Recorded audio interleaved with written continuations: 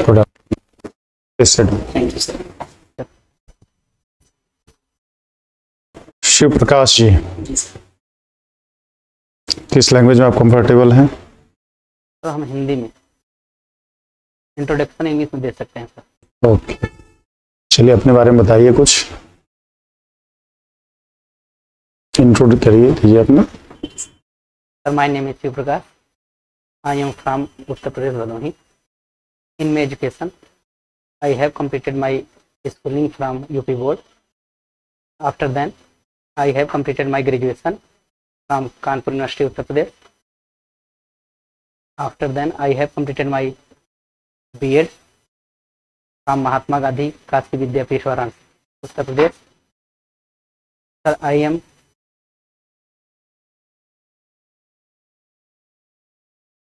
have qualified CCC, the basic computer course. Sir, my hobby is playing Ludo. That's all about it. Maths के आप teacher बनने जा रहे हैं? जी sir. Maths में सबसे पहले ये बताइए, मैथ्स में क्या टॉपिक आपका स्ट्रांग है? मैथ्स में सर हम त्रिभुज समझते हैं कि मेरा ठीक ठाक है। त्रिभुज, त्रिभुज 9th क्लास के सिलेबस में या 10th के सिलेबस में है? 10th के सिलेबस। 9th में त्रिभुज के बारे में कोई जानकारी नहीं है? अच्छा,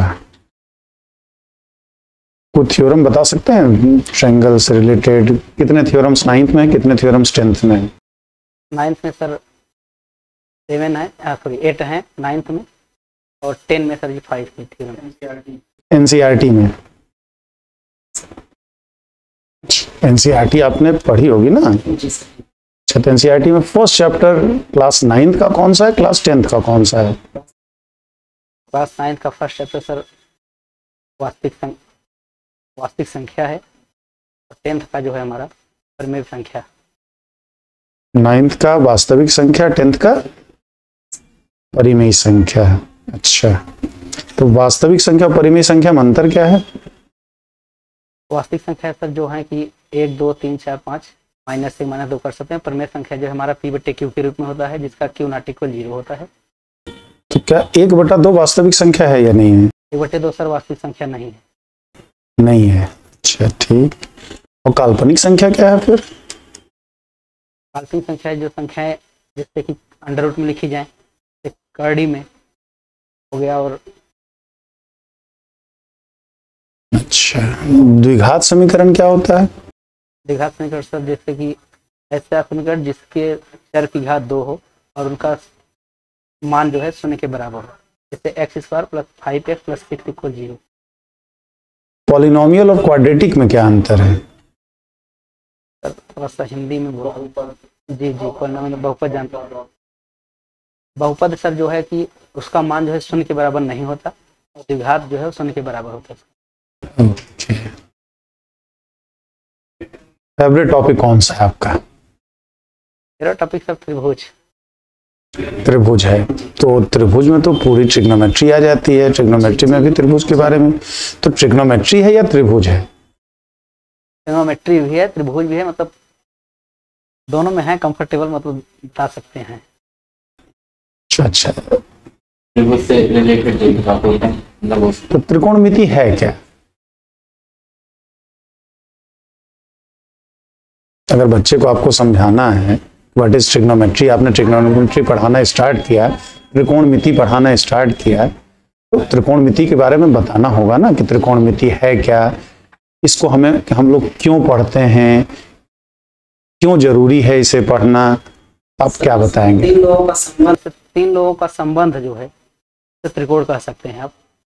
और उसमें पढ़ना जरूरी इसलिए है सर क्योंकि हम किसी भी वृक्ष की हाइट वगैरह निकालना हो हमें, तो बगैर हम ट्रिग्नोमेट्री का नहीं निकाल सकते, क्योंकि उसकी लंबाई हम पुरुष से माप नहीं सकते। उसकी छाया की लंबाई से हम लंबाई को माप सकते हैं। और जहाँ पे 2 रेखाएं प्रतिच्छेदित करती हैं।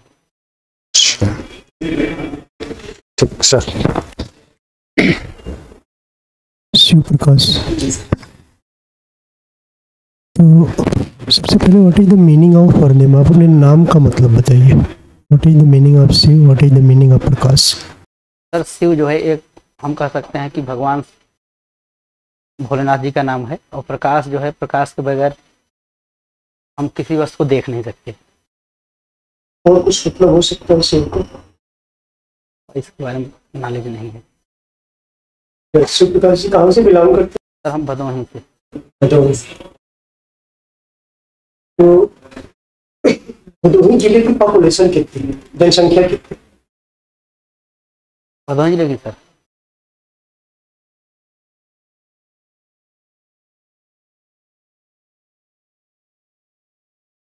कई सर 55,000 लगभग है। भदोही जिले का कितने तहसील और कितने ब्लॉक? ब्लॉक सर 3 है, तहसील 3 है, और ब्लॉक जो है हमारा 63-64 के आसपास है। ये बता रहे 3 तहसीलों, तहसीलों के नाम क्या है? और आई है, ज्ञानपुर है और भदोही। आपके जिले का जिलाधिकारी कौन? इसमें गौरांग राठी है, गौरांग राठी। क्या आपका जिला कमिश्नरेट है, डिस्ट्रिक्ट हेडक्वार्टर है, जिला मुख्यालय है या नहीं? जिला मुख्यालय है। जिला मुख्यालय है। कमिश्नर वहाँ बैठता है? जिला मुख्यालय मतलब क्या? कमिश्नर बैठता है, वो जिला मुख्यालय कहा जाता है। बता रहे हैं मुख्यालय मतलब ज्ञानपुर में है हमारे यहाँ, और उसी को समझ रहे थे। सेक्स रेशियो कहाँ है आपके जिले? लिंगानुपात? जी जी। जिले का सर 940 पुरुष प्रति 1000 महिलाएं, 940 महिलाएं प्रति 1000 पुरुष। अच्छा, भदोही जिले के कोई 3 धार्मिक स्थान के नाम? सीतामढ़ी है सर जी, जहाँ सीता समाधि स्थल है।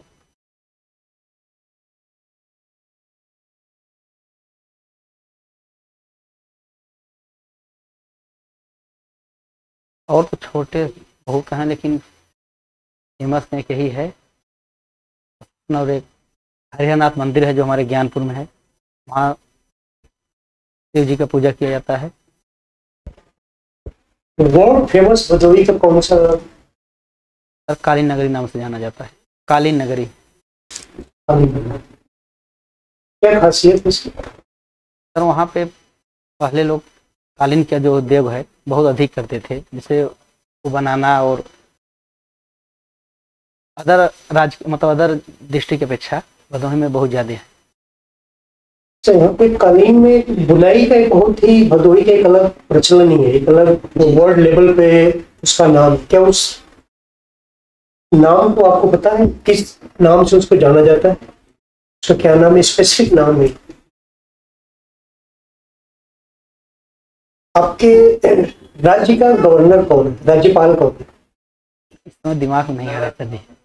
वेरी रिलैक्स, पानी चाहिए तो पानी ले लीजिए। ठीक है। आराम से उस लंबी वाली सांस लीजिए, उसके बाद नहीं आ रहा सीधे। कोई बात नहीं, नहीं आ रहा, कोई बात नहीं, रिलैक्स कीजिए। अच्छा ये बताइए, आप केवीएस का के लिए जा रहे हैं, आप यूपी के हैं, हिंदी प्रदेश के हैं, आपकी पोस्टिंग नागालैंड हो गई, तो फिर आप कैसे मैनेज करोगे अपने आप को? तो मैं कोशिश करूँगा, जो चीज़ें हमें नॉलेज नहीं होगा तो मैं अध्ययन करके ही, और अपने केवीएस में जहाँ हमारी ज्वाइनिंग होगी वहाँ के समूह में जो अध्यापक होंगे या प्रधानाचार्य होंगे, सबसे हम अपना सब उनसे राय विचार ले करके मैं कोशिश करूँगा कि वहाँ अपने आप को मैनेज करूँ। शिव प्रकाश, आप केंद्रीय विद्यालय संगठन में ट्रेंड ग्रेजुएट टीचर होने जा रहे हैं। सबसे पहले आपकी हॉबीज क्या है? सर हमारी हॉबी जो है वो लूडो, हमें खेलना बहुत पसंद है। लूडो खेलना। क्या कोई आउटडोर गेम भी खेलते हैं? नहीं। मैथ्स में आपने टॉपिक बताया कि आपका ट्रायंगल जो है, त्रिभुज आपका इंटरेस्टिंग सबसे फेवरेट टॉपिक। कोविड टाइम में क्या स्टूडेंट्स के ऊपर इम्पैक्ट पड़ा कोविड का, जिसकी वजह से आप अगर एज टीचर जब हिंदी विद्यालय में ज्वाइन करते हैं तो उस इम्पैक्ट को खत्म करने के लिए, या जो वीकनेस रहा, वो कमी रही, या सीखने का पठार या जो लर्निंग गैप हो, उस लर्निंग गैप को कैसे आप खत्म करेंगे? क्योंकि अभी आप अगर ज्वाइन करेंगे तो बच्चा 6, 7 या 5th में रहा वो आपकी क्लास में होगा, 9, 10th में होगा, इसको कैसे आप मैनेज करेंगे? सर हम कोशिश करेंगे कि क्लास के बाद एक्स्ट्रा क्लास लिया जाए अपने प्रधानाचार्य जी से पूछ करके। अगर वो हमें अनुमति देते हैं मैं कोशिश करूंगा कि एक्स्ट्रा क्लास में उनकी जो कमियां हैं उनको दूर कर सकूं। किसी 5th क्लास पास होने के बाद जब 6th में बच्चा आता है, जो तो 9, 10th में होगी, लेकिन अगर 5th क्लास का बच्चा पूछे कि सर मैं मैथ्स क्यों पढ़ूं, सर हम उनको बताएंगे कि मैथ्स हमारे जो है भविष्य में सबसे इम्पोर्टेंट है। आप कुछ भी करने जाएं, कहीं जाना है या किसी चीज़ की काउंटिंग करना है, कुछ खरीदना है, पैसा लेन देन जो भी करना है, सब हमें मैथ का नॉलेज होना चाहिए, अन्यथा मैं ऐसा नहीं कर पाऊंगा। तो इसलिए हमें मैथ इंपॉर्टेंट लगता है कि पढ़ना ही चाहिए। दैनिक जीवन के लिए मैथ चाहिए। दैनिक जीवन के लिए गणित जो है महत्वपूर्ण आपके NEP न्यू एजुकेशन पॉलिसी 2020 रखा है आपने, इसके बारे में सुना है? अच्छा, इससे पहले हमारी नई शिक्षा नीति न्यू एजुकेशन पॉलिसी कब आई थी? 2020 से पहले। तो नई एजुकेशन पॉलिसी जो 2020 है में क्या आपको मतलब इसके बारे में कुछ जो कुछ भी आपको पता 2-4 लाइन में बताइए। तैयार नहीं है।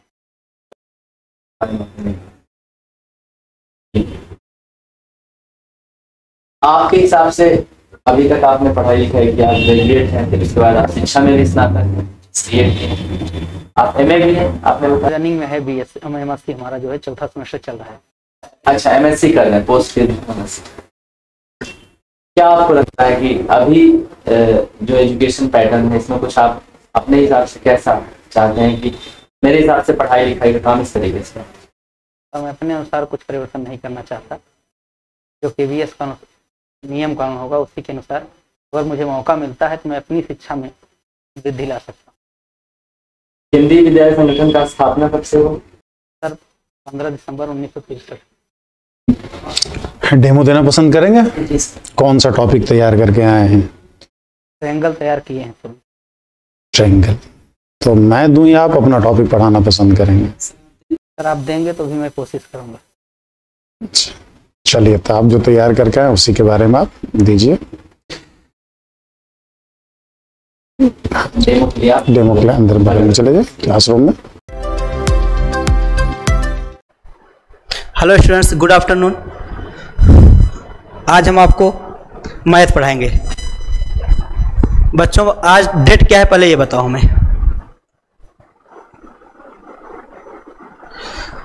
कितनी तारीख है आज? 30/4/2023।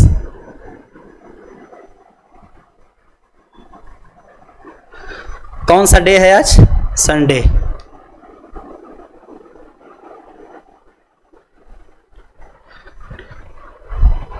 क्लास आपका 9th है, ठीक है, चलो अच्छा। और सब्जेक्ट जो है हमारा क्या है? मैथ है।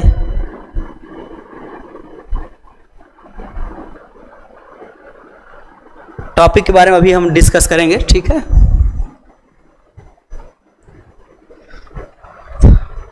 आज बच्चे कितने उपस्थित हुए हैं?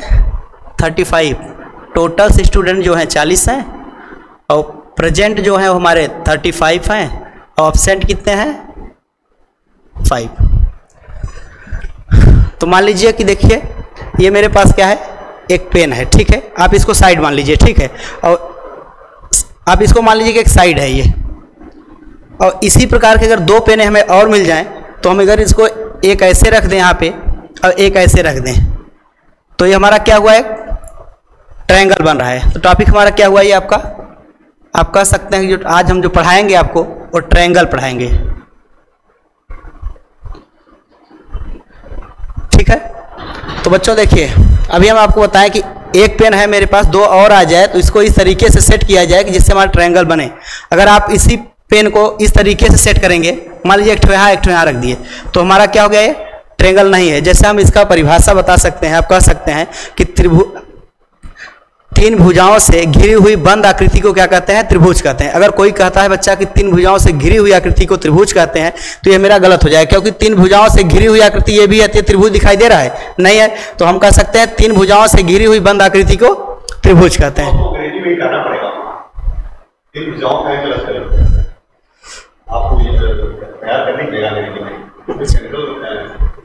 जी सर। और वो मैथ होगा यहाँ पे, ये भी आप ध्यान दीजिएगा। जी सर। मैथ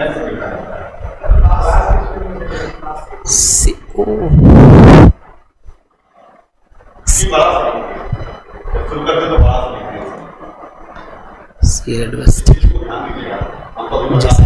ये जो आपने भुजाओं वाली बात होते हैं, इसको इंग्लिश में याद करेंगे जी, तो भी आपको टॉपिक पढ़ाना होगा। जी सर।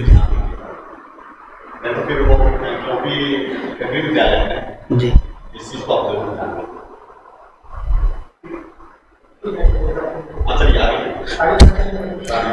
तो यहाँ से त्रिभुज में टाइप्स ऑफ त्रिभुज, ठीक है, मतलब टाइप्स ऑफ एंगल का ट्रायंगल कह सकते हैं आप। त्रिभुज के कितने प्रकार होते हैं? त्रिभुज तीन प्रकार के होते हैं आप। उसमें पहला जो होता है हमारा समबाहु त्रिभुज, दूसरा समद्विबाहु त्रिभुज, तीसरा विषमबाहु त्रिभुज। समबाहु त्रिभुज का मतलब होता है जिसकी तीनों भुजाएं बराबर हो, और समद्विबाहु त्रिभुज का मतलब होता है जिसकी दो भुजाएं बराबर हो, तीसरी भुजा बराबर न हो। और विषमबाहु त्रिभुज कहते हैं उसे कि जिसकी तीनों भुजाएं बराबर न हो, ठीक है। तो समबाहु त्रिभुज में आप जैसे कह लीजिए कि इसी तीन पेन को आओ हम एक ही जैसी तीन पेन अगर सेट करें तो वो हमारा समबाहु त्रिभुज हो गया। दो पेनें एक जैसी हो, तीसरी एक जैसी ना हो, उसे समद्विबाहु कहते हैं। और तीनों अगर अलग हैं तो उसे हम क्या कहते हैं? विषमबाहु त्रिभुज, ठीक है। तो जैसे समबाहु त्रिभुज जो हमारा है, पहला समबाहु त्रिभुज हम बताएं आपको।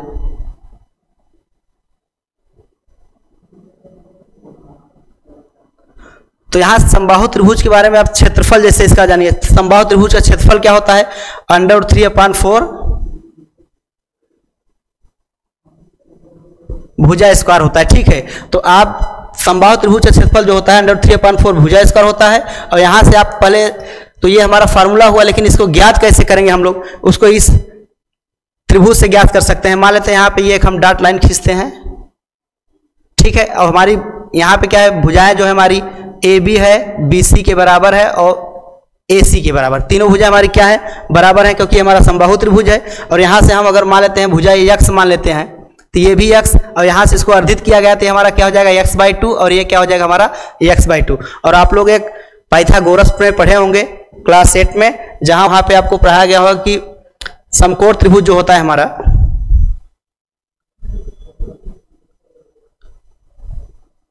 इसमें जो बड़ी भुजा होती है वो कर्ण होती है, और कोण के सामने की भुजा जो होती है वो हमारी लंब होती है, जो बचती है हमारा क्या हो गया? आधार। तो पाइथागोरस में जो है हमारा बड़ी भुजा की वर्ग शेष दो छोटी भुजाओं के वर्गों का योग, यह होता है जिसको हम कह सकते हैं कर्ण का स्क्वायर बराबर लंब स्क्वायर प्लस आधार स्क्वायर, ठीक है। तो यहां से हम क्या करेंगे? पहले यहां तो हमें मान लीजिए त्रिभुज अगर A, इसे D मान लीजिए, बिंदु ADC अगर लेके हम चल रहे हैं, तो यहां हमारा ये कोण 90 अंश है, ठीक है। ये हमारा कर्ण हो गया, और इस कोण के सामने भुजा ये है हमारा लंब मान लो इसको, और ये हमारा जो आधार दिया है। कर्ण और आधार हमें पता है और लंब हमको निकालना है। तो यहां से क्या हो जाएगा? हमारा कर्ण का स्क्वायर बराबर होता है लंब स्क्वायर प्लस आधार स्क्वायर। तो कर्ण हमारा x है, इसे x स्क्वायर कर दो, इक्वल लंब हमें पूछ रहा है तो लंब ऐसे रहने दीजिए, और प्लस आधार हमारा क्या है? x/2 है, इसको स्क्वायर कर दीजिए। यहां जैसे त्रिभुज ADC में हम चल रहे हैं, ठीक है। तो यहां से क्या हो जाएगा? हमारा x स्क्वायर इक्वल यहाँ पे हो जाएगा लंब स्क्वायर, और प्लस यहाँ पे हो जाएगा x स्क्वायर, और यहाँ नीचे क्या होगा? 2 का वर्ग करेंगे हम लोग, क्या हो जाएगा? 4 हो जाएगा, ठीक है। तो अगर हम इसको इस तरफ लाते हैं तो x स्क्वायर माइनस हो जाएगा हमारा x²/4 इक्वल यहाँ पे क्या है? लंब स्क्वायर। यहाँ 4 से यहाँ गुणा करेंगे, 4 × 4 हुआ, 4 में से 1 x² घटाएंगे तो हमारा 3x² हुआ। तो यहाँ हम लिख सकते हैं क्या? 3x²/4 इक्वल यहाँ लंब स्क्वायर, और यहां से अगर वर्ग हम हटाएंगे तो यहां हमारा अंडर रूट लगेगा। तो आप लिख सकते हैं इसको लंब बराबर अगर लिखना चाहें यहां से, तो रूट में हो जाएगा 3/4 x², ठीक है। तो यहां से हमारा क्या हो गया? बाहर निकालेंगे इसको, अंडर रूट 3 बाहर निकलेगा नहीं, और 4 को अगर हम बाहर निकालते हैं तो हमारा कितना हो जाएगा 2, और x स्क्वायर को बाहर निकालते हैं तो कितना हो जाएगा हमारा x हो जाएगा। ठीक है, तो यहाँ से हम त्रिभुज का क्षेत्रफल जो होता है वो होता है 1/2 आधार गुणे ऊंचाई। तो हमारा ऊंचाई पता हो गया, यहाँ से √3/2 x आया है, तो यहाँ से हमारा क्या हो गया 1/2 आधार जो है हमारा क्या है x/2 है, यहाँ मतलब x/2 लिख दिए। सॉरी, आधार जो है इस त्रिभुज का, त्रिभुज ABC का जो आधार है हमारा क्या, यहाँ से लेकर यहाँ तक दूरी कितना है x है, क्योंकि तीनों भुजाएं बराबर हैं और यहाँ से अर्धित किया गया तभी x/2 हुआ था, और यहाँ से हम आधार लिखेंगे x, और ऊंचाई जो है हमारा, ऊंचाई क्या आया है हमारा यहाँ से √3/2 x। तो यहाँ से हम गुणा करेंगे, इसका क्या हो जाएगा, 1 का √3 में गुणा करेंगे, 1 का किसी भी संख्या में यदि आप गुणा करते हैं तो संख्या हमारा वही प्राप्त होता है जिस संख्या में गुणा किया जाता है। तो यहाँ हो जाएगा हमारा √3, और यहाँ नीचे 2 का 2 में मल्टीप्लाई करेंगे तो आपका 4 आ गया, यहाँ पे x करेंगे तो x² होगा। यही हमारा त्रिभुज ABC का क्षेत्रफल प्राप्त हुआ। जी सर, थैंक यू सर।